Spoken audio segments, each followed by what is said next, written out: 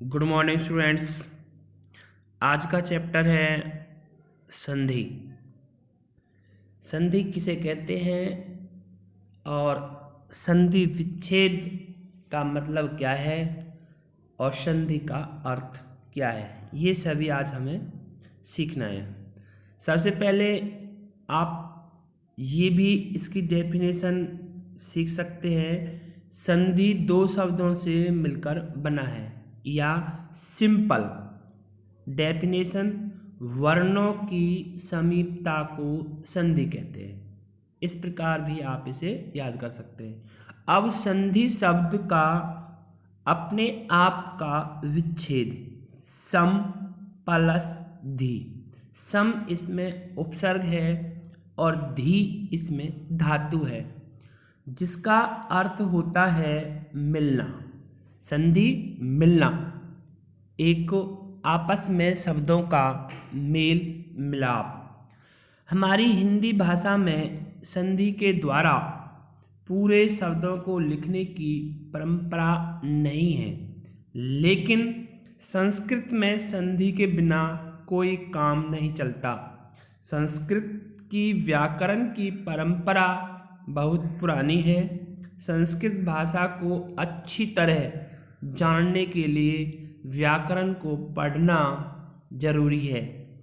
शब्दों में भी संधियां काम करती हैं, यानी कि जो शब्द रचना है उसमें भी संधियां काम करती हैं। तो संधि की हमें बहुत ही ज़रूरत है। बिना संधि के हम शब्दों को बोल नहीं सकते। जो बहुत शब्द ऐसे होते हैं जिन शब्दों को हम संधि करके ही बोलते हैं। तो संधि की हमें ज़रूरत है और संधि को हमें सीखना है। ये आपको संधि के विषय में बताया जा रहा है। नेक्स्ट में देखना है आपको, जब दो शब्द मिलते हैं तो पहले शब्द की अंतिम ध्वनि और दूसरे शब्द की पहली ध्वनि आपस में मिलकर जो परिवर्तन लाती है उसे संधि कहते हैं। अर्थात संधि का पूर्व भाग और पर भाग में विकार होना जरूरी है। यदि दोनों भागों में विकार उत्पन्न नहीं हो रहा है तो हमारी संधि भी गलत है। अर्थात संधि विच्छेद करते समय पहला भाग और दूसरा भाग सार्थक पूर्वक होना चाहिए, तब हमारे सामने संधि सही मानी जाती है। अर्थात संधि किए गए शब्दों को अलग अलग करके पहले की तरह करना ही संधि विच्छेद कहलाता है। अर्थात जब दो शब्द आपस में मिलकर कोई तीसरा शब्द बनती है या बनाता है, तब जो परिवर्तन होता है उसे संधि कहते हैं। क्योंकि ना संधि शब्द अपने आप में स्त्रीलिंग शब्द है। जब स्त्रीलिंग शब्द है तो यहाँ शब्द बनती ही प्रस्तुत किया जाएगा। उदाहरण के तौर पर आप इस प्रकार सीख सकते हैं कि जैसे उन्होंने दिखाया है, हिम प्लस में आल्य, हिम में ए है। हिम जैसे कि ये मैं है, मैं। अब मैं क्या है, ए है, क्योंकि जब तक मैं व्यंजन है और कोई भी व्यंजन बिना स्वर की सहायता से नहीं बोला जाता, तो यहाँ में ए और आ अपने आप में हो जाते हैं दीर्घ, तो हिमालय बन गया। ऐसे ही सत प्लस आनंद, सत में तय है, तय क्या है, व्यंजन। अब व्यंजन या तो पर में व्यंजन हो या पर में व्यंजन हो और पूर्व में स्वर हो, या पूर्व में व्यंजन हो और पर में स्वर हो, लेकिन दोनों में विकार होना चाहिए। ऐसे ही यहाँ पर सत में तय है, तय व्यंजन है, आ हमारा स्वर है, तो इन दोनों में क्या हो जाएगा, अपने आप दीर्घ, तो बन गया सतानंद। यानी कि किसी भी स्थिति में पूर्व में या पर में आपको इस प्रकार प्रयोग कर सकते हैं, देख सकते हैं और कर सकते हैं। अब संधियों के प्रकार की, संधि कितने प्रकार की होती हैं, तो संधि हमारी 3 प्रकार की होती हैं, स्वर संधि और व्यंजन संधि और विसर्ग संधि। इन तीनों प्रकार की संधियों के लिए फर्स्ट स्वर, व्यंजन और विसर्ग। स्वर संधि का आप विच्छेद करें तो आपका आ जाएगा सु, सु प्लस में अर आ गया स्वर संधि। अब व्यंजन संधि का करें तो वी, वी प्लस में अंजन, वी प्लस में अंजन। ऐसे विसर्ग का करेंगे तो वी विसर्ग प्लस में सर्ग, प्लस में सर्ग। इस प्रकार यहाँ आप इनको पूर्ण रूप से कर सकते हैं। ये आपके संधि करने के तरीके हैं और इन तरीके के द्वारा आप इसको पूर्ण रूप से ला सकते हैं और देख सकते हैं, क्योंकि जब तक हम इसका पूर्ण आंसर नहीं निकाल पा रहे हैं तब तक हम संधि नहीं कर पाएंगे। यानी कि संधि का एक एक शब्द आपको देखना है और वो टूटा हुआ होना चाहिए, उसका विच्छेद होना चाहिए, तब ही संधि हमारे लिए मान्य होती है। अब नेक्स्ट में देखें आप स्वर संधि क्या होती है। जब स्वर के साथ स्वर का मेल होता है, यानी कि स्वरों के पास पास आ जाने से जो विकार उत्पन्न होता है उसे हम स्वर संधि कहते हैं। तब जो परिवर्तन होता है उसे स्वर संधि कहते हैं। हिंदी में स्वरों की संख्या 11 होती है, बाकी अक्षर व्यंजन होते हैं। जब 2 स्वर मिलते हैं, जब उससे तीसरा स्वर बनता है उसे स्वर संधि कहते हैं। अब जैसे कि आप एग्जाम्पल के तौर पर देखेंगे हमारे यहाँ कि जैसे विद्या प्लस में आल्य, तो विद्या धा में क्या है आ और आ मिलके हो जाएगा विद्यालय।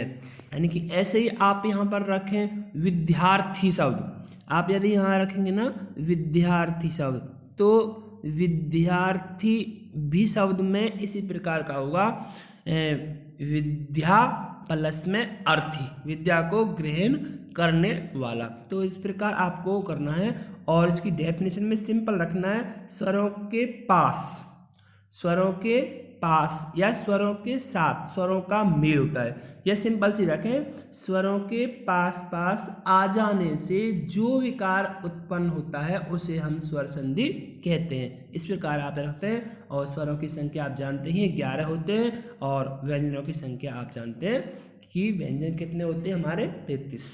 तो इस प्रकार आप इनके विषय में पूरी जानकारी रख सकते हैं। नेक्स्ट में आपको देखना है इन्होंने क्या दे रखा है कि स्वर संधि 5 प्रकार की होती है। जो खुद स्वर संधि है वो 5 प्रकार की है। अब 5 प्रकार में पहली है आपकी दीर्घ संधि, दूसरी है आपकी गुण संधि, फिर है आपकी वृद्धि संधि, फिर है आपकी यन संधि। इस प्रकार ये होगी 4। अब रहेगी एक आपकी अयादी संधि। अयादी संधि का पार्ट भी आप देख सकते हैं कि 5वां ये रहा अयादी संधि। तो ये सबसे ज़्यादा इम्पोर्टेंट तो हमारी यही 5 संधियाँ हैं। यदि ये 5 संधि हम पे आ गई तो समझिए कि हमने बहुत कुछ प्राप्त कर लिया, यानी कि संधियों को सीख ही लिया। यदि ये 5 संधियाँ हमारी समझ में नहीं आई तो नेक्स्ट में जो संधि है वो समझ में आना हमारे लिए मुश्किल हो जाएगा। इसलिए आपको सर्वप्रथम इन 5 संधियों को ही सीखना है। जैसे दीर्घ संधि कब होती है? दीर्घ संधि में हमारे 3 वर्ण होते हैं ए, ई, उ। इन तीनों वर्णों को दीर्घ होता है, यानी कि ए को आ हो जाएगा और ई को बड़ी ई और छोटा ऊ को बड़ा ऊ हो जाएगा।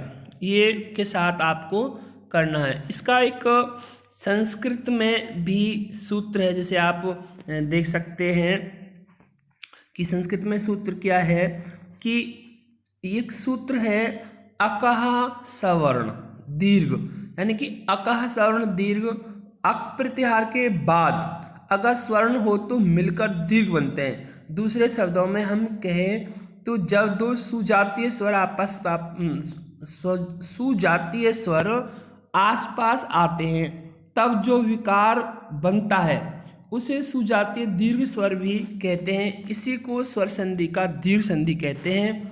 इससे ह्रस्व संधि भी कहते हैं, यानी कि इसे लघु संधि भी कहते हैं। लेकिन यहाँ पर आपको ये समझना है, जो अक सवर्ण दीर्घ सूत्र है, इस सूत्र का मतलब है जो अक प्रत्याहार है। अब अक प्रत्याहार के लिए अब अक प्रत्याहार आप नहीं पहचान पाओगे, क्योंकि व्याकरण जो हमारी पाणिनि मुनि की अष्टाध्यायी है, उस अष्टाध्यायी का ये एक सूत्र है।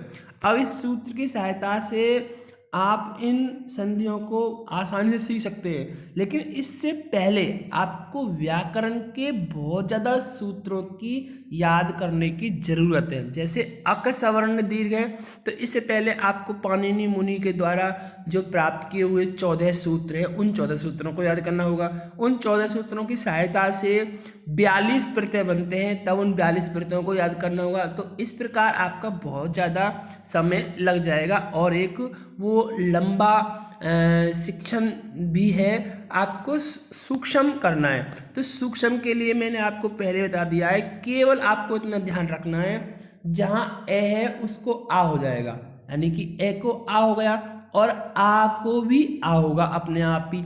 इसी प्रकार छोटी प्लस में छोटी है तो उसको बड़ी हो जाएगी, यदि बड़ी है बड़ी तो उसको भी बड़ी होगी। छोटाऊ प्लस में छोटाऊ है तो उससे बड़ाऊ हो जाएगा, और बड़ाऊ है प्लस में बड़ाऊ तो भी उसे बड़ाऊ है, यानी कि अपने आप में दीर्घ होना चाहिए। उस दीर्घ के लिए आप एग्जाम्पल रख सकते हैं, जैसे धर्मार्थ, धर्म प्लस में अर्थ। तो यहाँ धर्म प्लस में अर्थ में आपको पता लगाएगा कि धर्म प्लस अर्थ में ए है और ए है, तो ए और ए मिलके क्या हो गया, आ, तो बन गया धर्मार्थ। ऐसे ही पुस्तक प्लस में आल है, तो पुस्तक के में क्या है, ए प्लस में आ, क्या हो गया, आ, तो क्या बन गया आपका पुस्तकालय। इस प्रकार ये शब्द आपके देखने होंगे आपको और जोड़ने होंगे। देखो आप बहुत ही सरल रूप से यहाँ पर एग्जाम्पल हैं, उन एग्जाम्पलों को आप प्रस्तुत कर सकते हैं और आसान तरीके से सीख भी सकते हैं।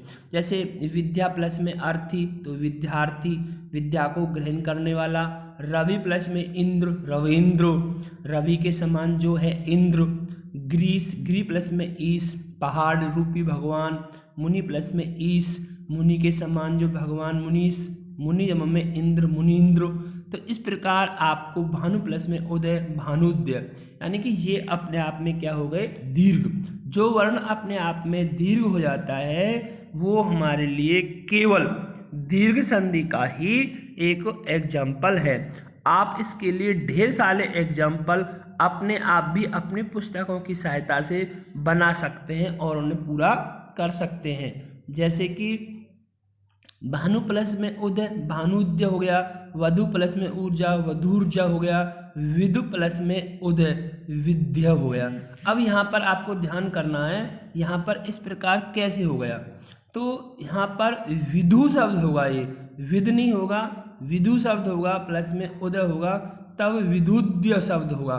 तो ये इसके लिए आप काम कर सकते हैं और सुन सकते हैं। बच्चों आज यहाँ तक ही पढ़ना है। नेक्स्ट वीडियो में आपको गुण संधि क्या होती है इसके विषय में मैं सिखाएंगे, और आपको जो हमने दीर्घ संधि है, इस दीर्घ संधि के आपको अपने आप 20-20 एग्जाम्पल, यानी कि जो हमें 10-15 तो इसी में लिखे हुए हैं इस वीडियो तरफ के अंदर, और आपको 20 एग्जाम्पल पूरे करने हैं, तब आप एक सार्थक संधि सीख पाएंगे, जिसमें डेफिनेशन, उसके भाग, उनके एग्जाम्पल और एक पहला दीर्घ एग्जाम्पल आपको याद करना है। इस वीडियो को पूर्ण रूप से देखने के लिए आप सभी छात्रों को थैंक्स।